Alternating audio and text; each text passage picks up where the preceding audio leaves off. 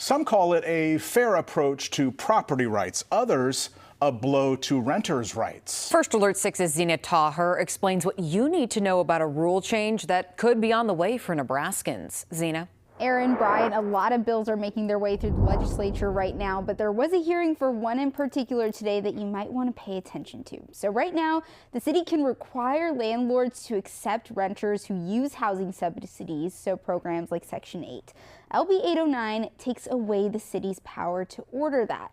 This comes after voters in Lincoln approved a ballot initiative in the spring that stopped landlords from rejecting tenants based off of their source of income. This new rule, if it were passed, would undermine Lincoln's existing rule and prevent any similar rule from being passed here in Omaha.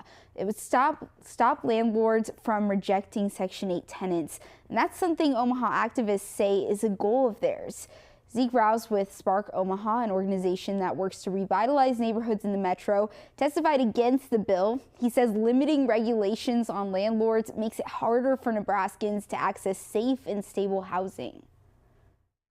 It doesn't just hurt renters, of course, it hurts entire communities. In the neighborhoods Spark serves, from North and South Omaha all the way to Norfolk and beyond, these forms of income assistance are essential tools to prevent displacement and keep long-time residents rooted in their communities as property values rise. So on the other hand, a lot of landlords and property lawyers testified in favor of the bill. They say they don't want rules on landlords to change city to city in Nebraska. They want it to all be standardized throughout the state. And they also say being forced to accept Section 8 vouchers makes it harder for them to keep up or for people to want to be landlords at all. That's because they say Section 8 comes with inspections from government officials. State Senator Robert Dover, who's sponsoring the bill, says it creates a balanced and legally sound approach.